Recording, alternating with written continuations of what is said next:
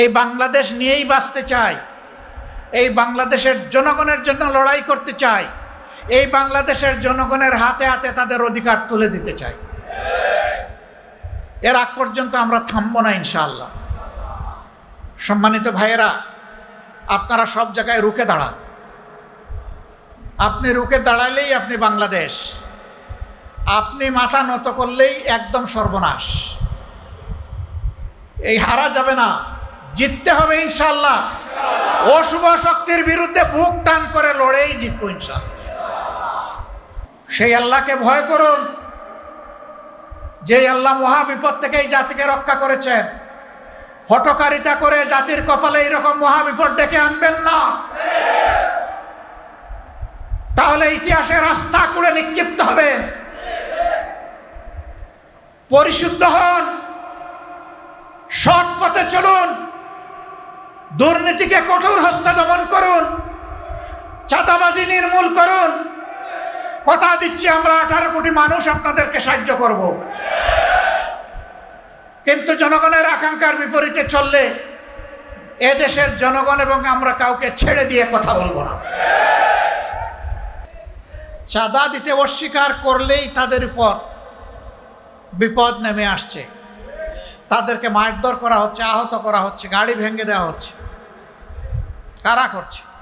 সরকারি দলের লোকেরা করছে, এটা পরিষ্কার। আমরা আপনাদের দাবির সাথে সম্পূর্ণ একমত এবং আমরা পরিষ্কারভাবে বলতে চাই, এই বাংলাদেশ থেকে ইনশাআল্লাহ ভূত তাড়ানো হবে। রক্ত তো সবাই মিলেই দিয়েছি। আমরা জুলাইয়ের এই অর্জনকে নিজেদের দলীয় অর্জন হিসাবে কখনো দাবি করি নাই এবং করব না। এই অর্জন 18 কোটি মানুষের অর্জন। আমি সকলকে অনুরোধ করব, এককভাবে কেউ যেন এর কৃতিত্ব দাবি না করেন। ব্যক্তি হোক, দল হোক, গোষ্ঠী হোক, এইটা কারো একার নয়। 10 মাসের যে সন্তানকে মা কুলে নিয়ে রাস্তায় নেমে এসেছিলেন, ওই সন্তানের দাবি কী ছিল? ওই সন্তানের দাবি তার মায়ের মুখ দিয়ে বের হয়ে এসেছিল যে আমার সন্তান আগামীতে একটা বৈষম্যহীন বাংলাদেশ দেখতে চায়। অতএব এটা কোনো গোষ্ঠীর আন্দোলন ছিল না, 18 কোটি মানুষের আন্দোলন ছিল। অনেকে বলেছেন আমাদের দলের এতজন শহীদ হয়েছে। আমরা বলি যে শহীদরা কোনো দলীয় সম্পত্তি নয়, শহীদরা জাতির সম্পদ। একবারের জন্য জামাতে ইসলামী বলে নাই যে আমাদের এতজন শহীদ হয়েছে। আমরা প্রতিজন শহীদকে সম্মান করি এবং জাতির সম্পদ হিসাবে তারা সবাই আমাদেরও সম্পদ। আহত পঙ্গু যারা হয়েছেন তারা এখনো কষ্টে কাতরাচ্ছেন। বুলেট পিলেট শরীরে নিয়ে তারা রাতে ঘুমাতে পারে না, কাজকর্ম করতে পারে না, অকেজো হয়ে পড়েছে। তাদেরকে যেভাবে স্বীকৃতি এবং সম্মান দেখানো উচিত সেটা দেখানো হচ্ছে না। আমরা পরিষ্কারভাবে দাবি জানাই, অবশ্যই জুলাইয়ের শহীদ এবং জুলাই যোদ্ধাদেরকে তাদের প্রাপ্য সম্মান দিতে হবে। যদি তাদেরকে তাদের প্রাপ্য সম্মান দেওয়া হয়, তাহলে মায়েদের গর্ভে আরো বেশি বেশি করে বীর জন্ম নেবে ইনশাআল্লাহ।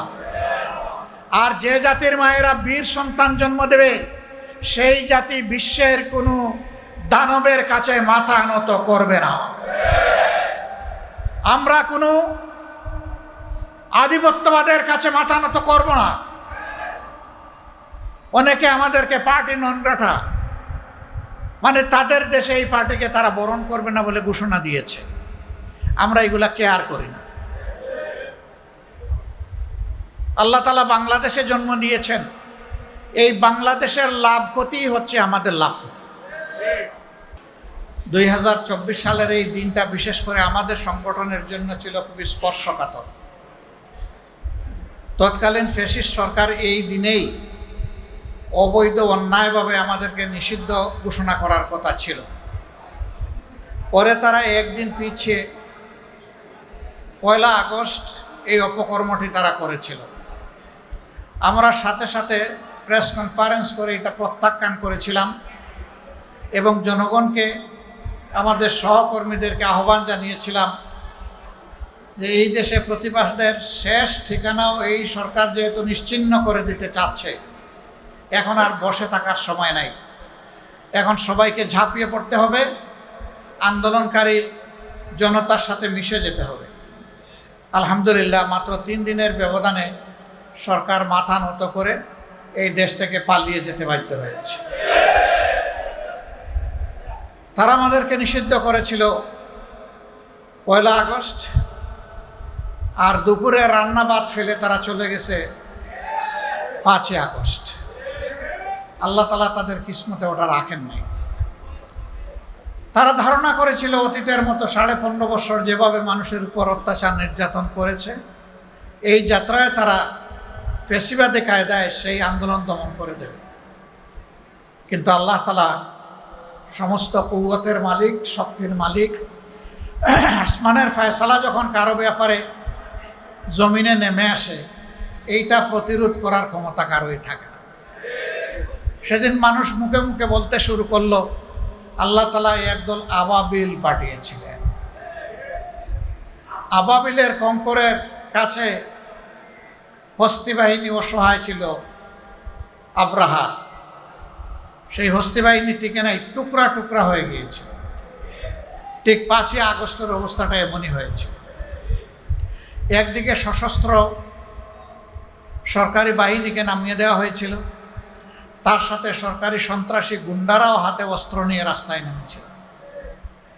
আর আরেকদিকে নিরস্ত্র কিছু মানুষ বুকে ঈমান আর মুখে দেশপ্রেমের স্লোগান নিয়ে তারা নেমেছিল।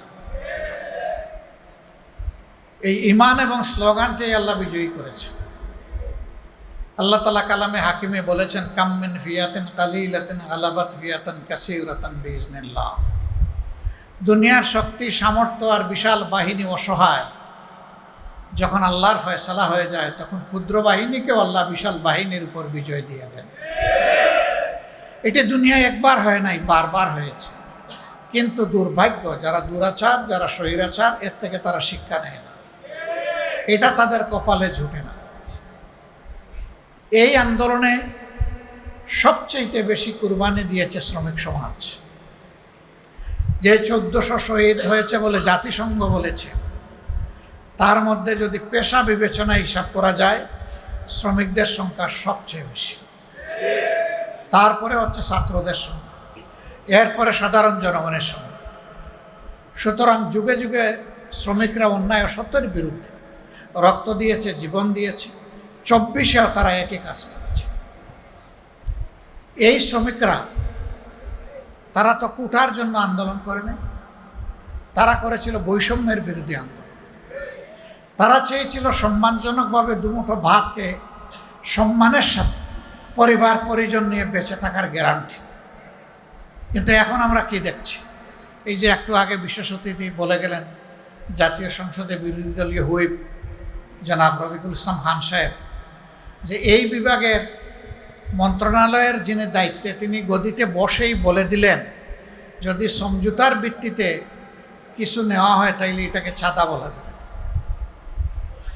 ওনার এলাকায় ছাদা বন্ধ হয়েছে। আমি জানি না একেবারে তৃণমূলের সব কিছুতে চাঁদা বন্ধ হয়েছে কিনা। চাঁদা বন্ধ করবে না বলে ইতিমধ্যে তারা ঘোষণা দিয়েছে।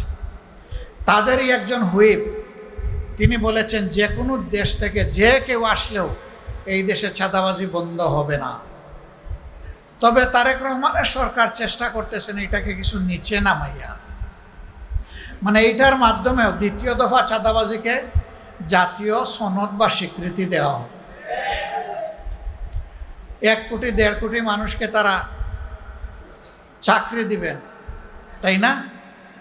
তো অনেকে বলে যে চাকরি তো দিয়েই দিয়েছেন, আর দেওয়া লাগবে কেন? টেম্পু স্ট্যান্ডের চাকরি। কি চাকরি এটা বুঝেন তো আপনারা? চাকরি তো হয়ে গেছে। এই চাকরি তো আমাদের জনগণ চায় না। এই চাকরিকে এই দেশের জনগণ ঘৃণা করে। গতকালকে এই ধরনের একটি সমাবেশ ছিল শহীদ এবং আহত জুলাই যোদ্ধাদের নিয়ে। আমি সেখানে বলেছিলাম, মাথা থেকে পায়ের পাতা পর্যন্ত ঘুণ পুকে ধরেছে এবং সরিষার মধ্যে ভূত আছে, অতএব ভূত তাড়াতে পারবে না এই সরকার। ধন্যবাদ জানাই তাদের দলীয় একজন সিনিয়র নেতা কালকে বলেছেন যে আমরা হতাশ, 5 মাসের এই সরকারের সময় দুর্নীতি বন্ধ করা যায়নি, বরঞ্চ দুর্নীতি বৃদ্ধি পেয়েছে। তিনি বলেছেন, এটা আমার কথা না।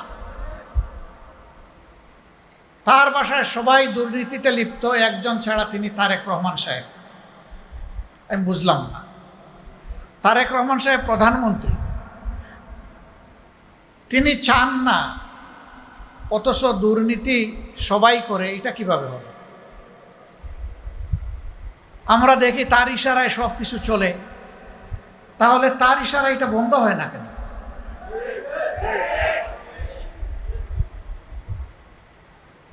আল্লাহ ভালো জানেন, মাথা থেকে পায়ের পাতা পর্যন্ত একই, সব কিছু একই কিনা আল্লাহ ভালো জানেন। আমরা দেখতে পাচ্ছি একই। ব্যর্থতার দায় যখন স্বীকার করলেন, তখন কি এই সরকারের আর ক্ষমতায় থাকার কোনো নৈতিকতা থাকে? নৈতিক দিক থেকে সরকার তার অধিকার হারিয়েছে দেশকে পরিচালনা করে। তিনি তো প্রেসের সামনে খোলামেলা বলেছেন, তো এটা তো গোপন কোনো কথা না, এটি হচ্ছে এই সরকারের আমলের বাস্তব চিত্র। ফেডারেশনের 12 দফা দাবি আমি দেখলাম এক এক করে, এবং এইখানে তার কিছু ফেস্টুনও টানানো আছে। দাবিগুলা করতে হবে কেন? এটাই তো হওয়া উচিত সমাজে। করতে হচ্ছে এই কারণে যে সমাজে ন্যায্য অধিকারটা প্রতিষ্ঠিত হয়তো নাই, বরঞ্চ অধিকার নিয়ে কাড়াকাড়ি হচ্ছে।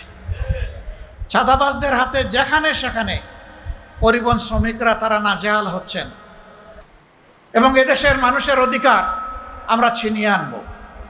দানাই পানাই করা হচ্ছে গণভোটের রায় নিয়ে। আমাদের স্পষ্ট কথা, এই রায় মানতে হবে। 70% জনগণ রায় দিয়েছে। যদি গণতন্ত্রে বিশ্বাস করেন এবং নিজেদেরকে গণতন্ত্রের দল এবং সরকার মনে করেন, তাহলে 70% মানুষের রায় অবশ্যই মানতে হবে। এই রায় অস্বীকার করার মানে হচ্ছে জনগণকে অপমান করা। জনগণের অপমান আমরা বরদাস্ত করব না। আমরা কথা দিয়েছি লড়ে যাব, ইনশাআল্লাহ আমরা কথা দিয়েছি বিজয়ী হব আল্লাহর সাহায্যে, বিইজনিল্লাহ। আল্লাহ সবসময় ন্যায় এবং হকের পক্ষে থাকেন, মজলুমের পক্ষে থাকেন।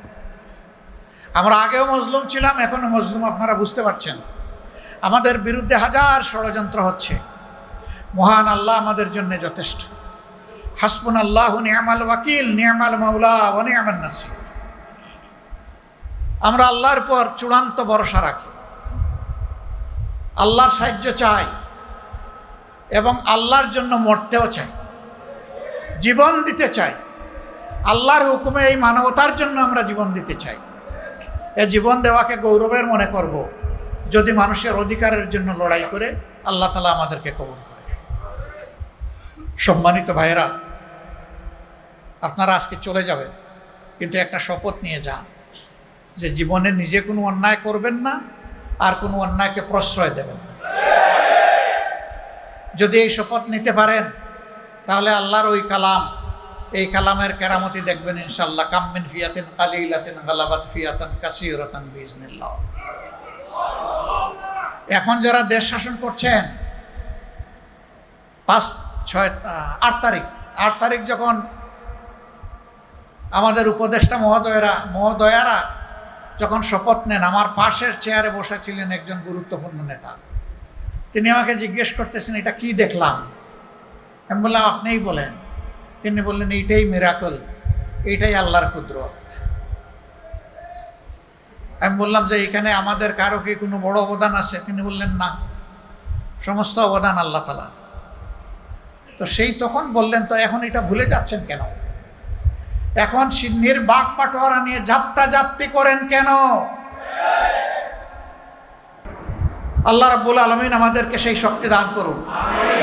বাংলাদেশ ইনশাআল্লাহ মুক্ত হবে, তবে হয়তো তার জন্য আরো বড় কোনো ত্যাগ স্বীকার করতে হবে। আমি সবাইকে সেই ত্যাগ স্বীকারের জন্য প্রস্তুত থাকার আহ্বান জানিয়ে আমার কথা এখানেই শেষ করছি। আল্লাহ হাফেজ। বাংলাদেশ জিন্দাবাদ। বাংলাদেশ সড়ক পরিবহন শ্রমিক ফেডারেশন জিন্দাবাদ। আসসালামু আলাইকুম ওয়া রাহমাতুল্লাহ।